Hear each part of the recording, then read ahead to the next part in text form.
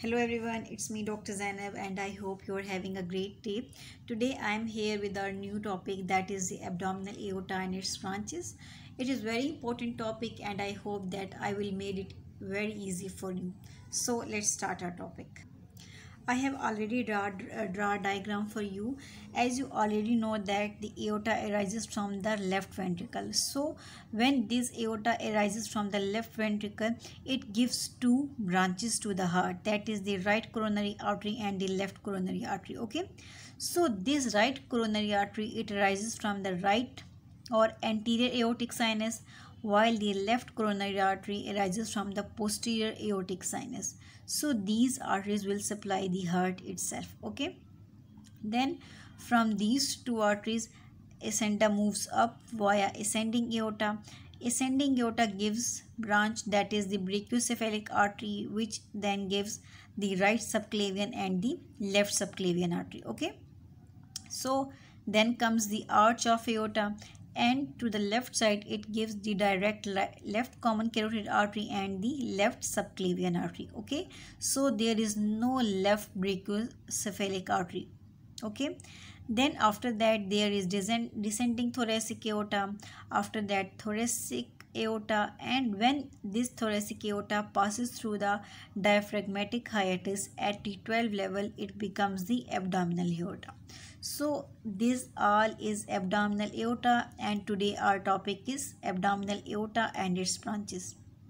First of all, if we talk about the overall branches of abdominal aorta, it gives three anterior branches, that is the celiac trunk, the superior mesenteric artery and the inferior mesenteric artery. Okay, this celiac trunk supplies the gut, that is it supplies from the stomach up to the first part of the duodenum. Okay, so this celiac trunk gives branches, we will discuss them later. It supplies to the foregut, that is it supplies the lower part of the esophagus to the first part of the duodenum. Okay, then comes the second anterior aortic branch of abdominal aorta, that is the superior mesenteric artery. The superior mesenteric artery supplies from the first part of duodenum to the 2/3 of the transverse colon. Okay, and then after that we have the inferior mesenteric artery, the third anterior branch of abdominal aorta, and it supplies from the distal 1/3 of transverse colon to the next of the gut. Okay, so these are the three anterior branches of the abdominal aorta. If we talk about the lateral visceral branches of the abdominal aorta, that these are three in number. The first one is the renal artery. Okay, it is the first visceral branch to the kidney. The second visceral branch to the viscera is the suprarenal artery, that is the right and left suprarenal artery, right and left renal artery, and the right and left gonadal artery.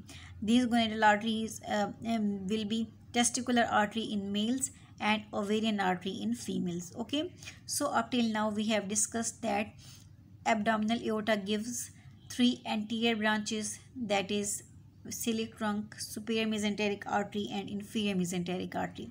Then it gives three visceral branches, and that are the renal artery, then the suprarenal artery and the gonadal artery. Okay, then it gives five lateral abdominal wall branches, that is the one inferior artery, that is the right and left inferior phrenic artery, and L1 to L4 lumbar arteries. Okay, as you can see here I have the L2 lumbar artery, L3 lumbar artery and L4 lumbar arteries, and obviously L1 to L4 4 lumbar arteries. So the abdominal aorta gives five lateral abdominal wall branches, which constitute of right and left inferior phrenic artery and the four lumbar arteries. If we talk about the terminal branches of the abdominal aorta, then you can see here this, when this abdominal aorta comes down, then at the level of L4 it divides into right and left common iliac arteries. Okay, here you can see this is the right common iliac artery and here it is the left common iliac artery. So at the level of T4 it divides into right and left common iliac artery, and then These common iliac artery further divided into right and internal and external iliac artery, right internal and right external iliac artery, and the left common iliac artery divides itself into the left internal and left external iliac artery.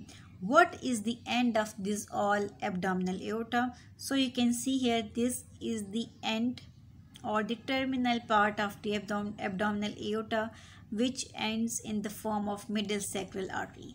So here, this is the end of the abdominal aorta. Okay, I hope you guys get it well. Let's recall it again.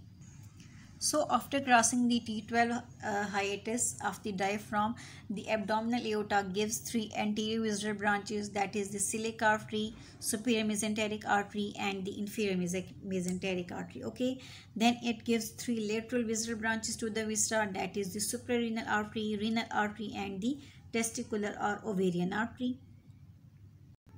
It gives 5 lateral abdominal wall branches, and that is the inferior phrenic artery and the 4 lumbar arteries, and at the last it gives 3 terminal branches, that is the 2 common iliac arteries and the median sacral artery. We will discuss them one by one later on. I hope you guys get it well. Thank you so much for watching.